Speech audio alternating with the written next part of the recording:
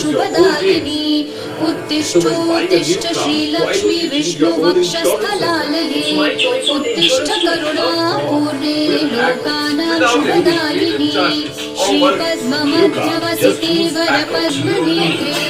श्रीपद्महस्तचिरपूजितपद्मपादे श्रीपद्मजातजननी शुभपद्मवक्त्रे श्रीलक्ष्मी भक्तवरदे तव सुप्रभातम् श्रीपद्ममध्यवसिते वरपद्मनेत्रे श्रीपद्महस्तचिरपूजितपद्मपादे श्रीपद्म